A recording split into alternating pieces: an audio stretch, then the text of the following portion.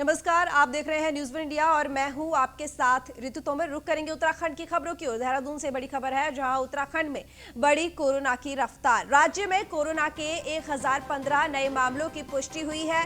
उत्तराखंड में पहली बार 1000 के पार कोरोना संक्रमित मरीज सामने आए हैं। राज्य में 28,000 के पार पहुंच चुकी है कोरोना संक्रमितों की संख्या। कोरोना संक्रमण जो लगातार बढ़ता जा रहा है और संक्रमितों की संख्या 28,000 के पार पहुंच चुकी है। राज्य में अब तक 377 लोगों की मौत कोरोना की वजह से हो चुकी है। कोरोना संक्रमण की वजह से 377 लोग मौत के मुंह में समा चुके हैं। वहीं कोरोना से राज्य में अब तक 18,783 लोग ऐसे हैं जो कोरोना को मात देकर ठीक हो चुके हैं। राज्य में एक्टिव केस की संख्या इस वक्त 8,955 पर पहुंच गई है और देहरादून, हरिद्वार, उधम सिंह नगर में 5,000 से ज्यादा केस इस वक्त मौजूद है।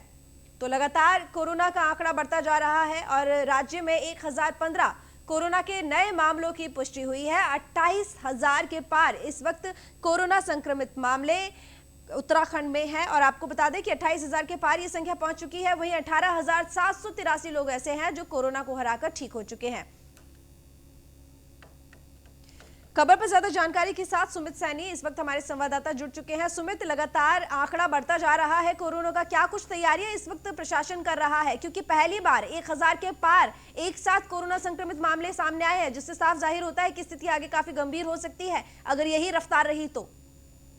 बिल्कुल, कोरोना के लगातार जो नए नए मामले बढ़ते जा रहे हैं, इससे प्रशासन भी परेशान है, क्योंकि लगातार इसमें अब जो कॉन्टेक्ट बेस पे जो लगातार अभी संक्रमित जो लोग हैं उनकी ना तो कोई ट्रैवलिंग हिस्ट्री आ रही है, ना कुछ आ रहा है, लेकिन ये कि लोगों के संक्रमण से लगातार बढ़ता जा रहा है। इसके चलते प्रशासन के द्वारा लगातार जो मॉनिटरिंग भी की जा रही है, जो कोरोना पॉजिटिव आ रहा है, लगातार जांचें भी बढ़ाई गई हैं और उसके लिए कंटेनमेंट जोन भी और बढ़ा दिए गए हैं। और जो भी जैसे भी अगर कोई कोरोना पॉजिटिव आता है तो उसके जो उसके कॉन्टेक्ट में जो भी लोग आए हैं उन पर भी निगरानी रखी जा रही है। जी, ये लगातार जो इस वक्त स्थिति खराब होती जा रही है, दिन ब दिन संक्रमण के मामले सामने आ रहे हैं, तो राज्य में ऐसे कौन से जिले हैं जो सबसे ज्यादा इस वक्त जहां पर कोरोना का ग्राफ बढ़ता हुआ दिखाई दे रहा है?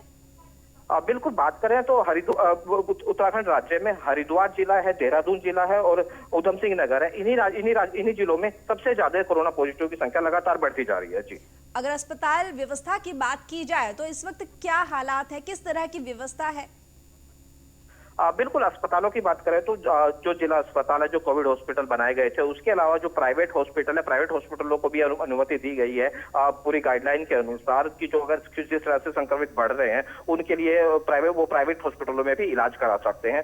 और जो कम लक्षण वाले लोग हैं उनके लिए तमाम जिलों में जो होटल्स हैं, होटल्स को भी अधिग्रहण किया गया है, उनको आइसोलेशन में भी रखा जा रहा है वहां पर।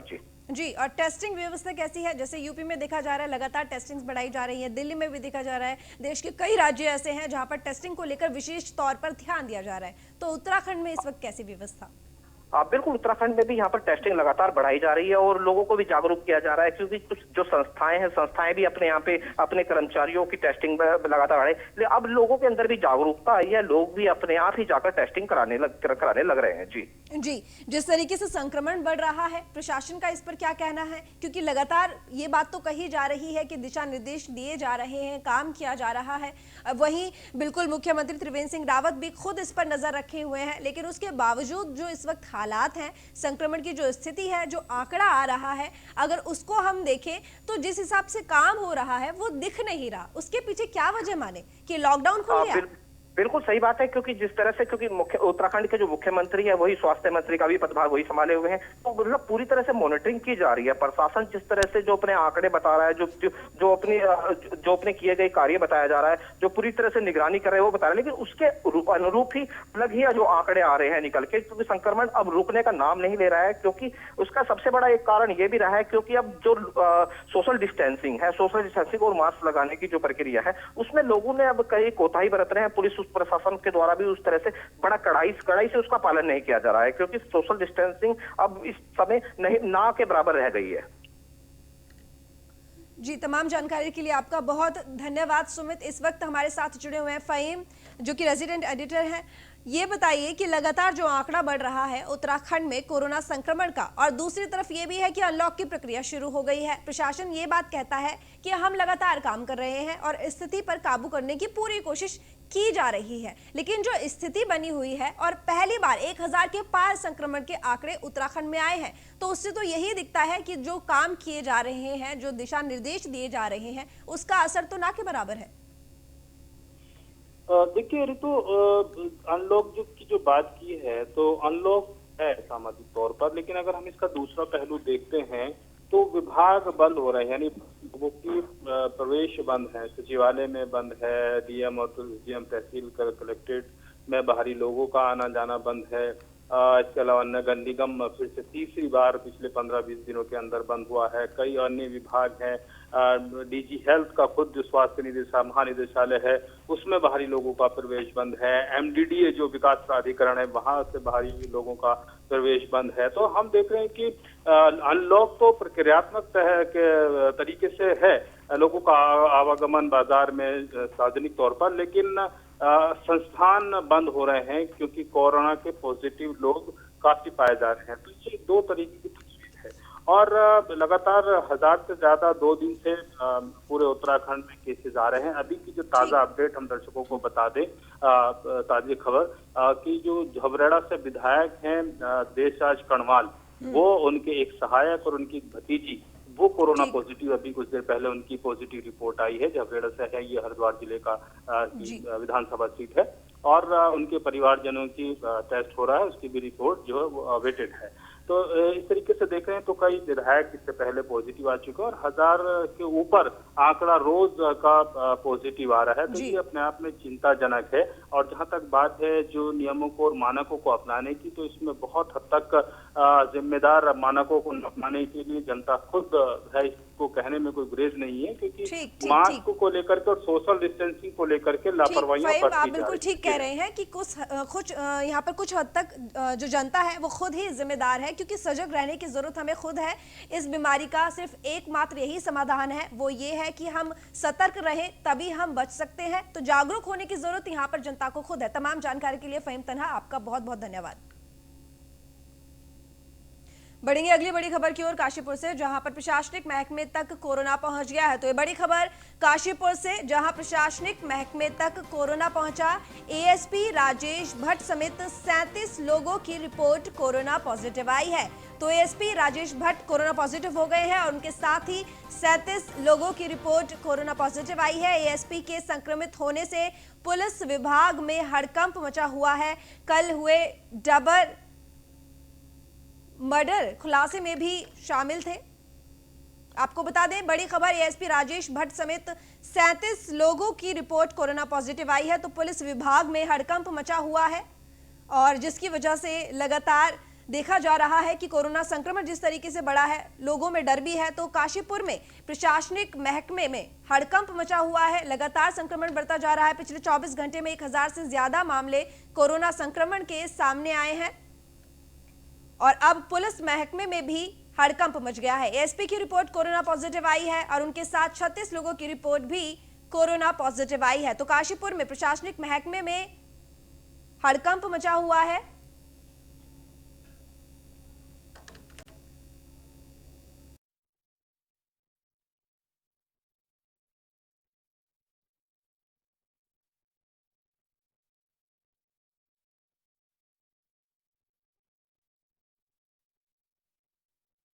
समेत 37 लोगों की रिपोर्ट पॉजिटिव।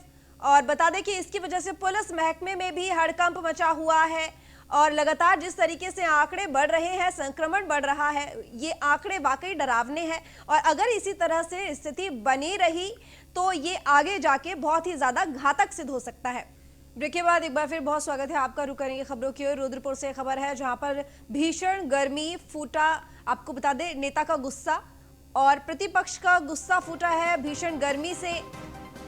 नगर कांग्रेस कमेटी के बद इंतजामी से गुस्साई इंदिरा हृदयेश। नेता प्रतिपक्ष ने नगर अध्यक्ष जगदीश तनेजा को फटकार लगाई है। कार्यक्रम में पंखा और एसी ना होने पर भड़की इंदिरा हृदयेश। गुस्से में बोली, मुझे ऐसी गर्मी में बैठने की आदत नहीं है, कुमाऊं दौरे पर है कांग्रेस प्रदेश अध्यक्ष प्रीतम सिंह। प्रदेश अध्यक्ष के साथ पहुंची थी नेता प्रतिपक्ष इंदिरा हृदयेश। गौरतलब है कि कांग्रेस प्रदेश अध्यक्ष गुरुवार को रुद्रपुर दौरे पर पहुंचे हैं और उनके साथ नेता प्रतिपक्ष इंदिरा हृदयेश भी मौजूद थी। प्रदेश अध्यक्ष का कार्यक्रम लोक निर्माण विभाग में रखा गया था और जब कांग्रेस के दोनों नेता कार्यकर्ताओं के साथ कार्यक्रम स्थल पर पहुंचे तो खुले में रखे गए कार्यक्रम में गर्मी से नेता प्रतिपक्ष का पारा चढ़ गया। कार्यकर्ता आपके जो कार्यकर्ता है ये है परिचय कराएंगे, 1 घंटा उसमें लगाएंगे। अरे काम की बात करिए, उसने इंतजाम किया पंखे का, ये तो नहीं कहेंगे, मैं तो कहूँगी जरूर। नहीं वो ऐसा ना वो सारा अरे सारा क्या हो रहा है, इतनी गर्मी हो रही है। हम आदि नहीं भैया, हम तो अपने एयर कंडीशन में कराते हैं कार्यक्रम। बैठने को कुर्सी तक नहीं, ये सब खड़े हैं काशीपुर के लिए। हम मैं ऐसे प्रोग्राम पसंद नहीं करती हूँ। नहीं आप जानो, महानगर अध्यक्ष आपको कोई और नहीं। रुद्रपुर महानगर कांग्रेस कमेटी के कार्यकर्ताओं से मीटिंग के लिए कहा। तो क्या है, अगर बाहर के हमारे साथ क्या 10-12 गाड़ी नहीं आनी चाहिए? उसके बाद अपनी परमिशन किसने दी परमिशन? हमसे बता दें आपको कि गुस्सा 100 की परमिशन। यही नहीं कि उन्होंने गुस्सा दिखाया बल्कि उसके बाद अध्यक्ष जगदीश तनेजा को खूब लताड़ भी लगाई। उन्होंने गुस्से में बोलते हुए कहा कि यहाँ ना पंखा है और ना ही एसी और उन्हें ऐसी गर्मी में बैठने की आदत नहीं है। भरी सभा में नगर अध्यक्ष को जब लताड़ पड़ रही थी तो वो आगे का संचालन करना ही भूल गए। कहने दीजिए, क्या 85 कार्यकर्ता है आपके? जो कार्यकर्ता है ये है परिचय कराएंगे, 1 घंटा उसमें लगाएंगे। अरे काम की बात करिए, उसने इंतजाम किया पंखे का, ये तो नहीं कहेंगे, मैं तो कहूँगी जरूर।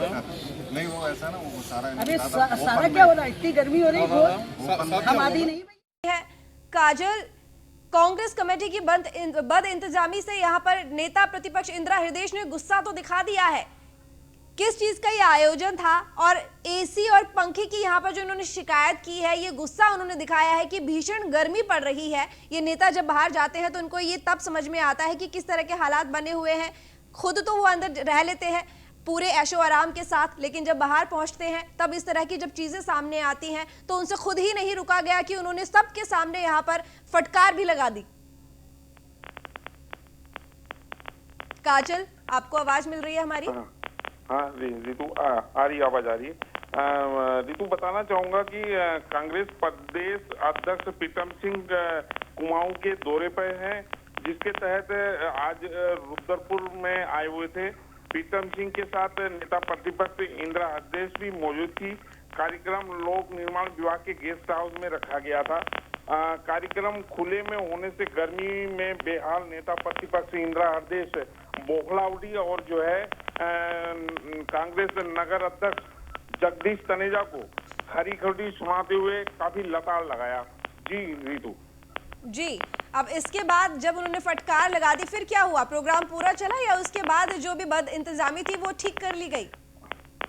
नहीं, कार्यक्रम तो कुछ देर के लिए बाधित हो गया। चर्चा होने लगी, एक दूसरे के मुंह ताकने लगे, लोग जो है एक दूसरे के बारे में ये कहने लगे। उस दौरान जो है कुछ देर के लिए कार्यक्रम बाधित हुआ, फिर जाके कार्यक्रम चालू किया गया, लेकिन व्यवस्था आनंद फराम में नहीं बन पाया क्योंकि लाइट की व्यवस्था नहीं थी। जी रितु जी, और तो इस तरह के जो हालात होते हैं, ये दौरा था रुद्रपुर का जिसमें प्रदेश अध्यक्ष उनके साथ प्रीतम सिंह भी मौजूद थे। क्या उन्हें कोई परेशानी, कोई दिक्कत किसी तरह की नहीं हुई? नहीं, वो जो है एक दूसरे को देखते रहे और जो है इंदिरा हृदयेश जो है नाराज होती रही, लेकिन जो है उनको समझाने के लिए भी कोई किसी ने प्रयास नहीं किया। फिर अपने आप वो चुप हो गई, फिर कार्यक्रम पुनः स्टार्ट किया गया।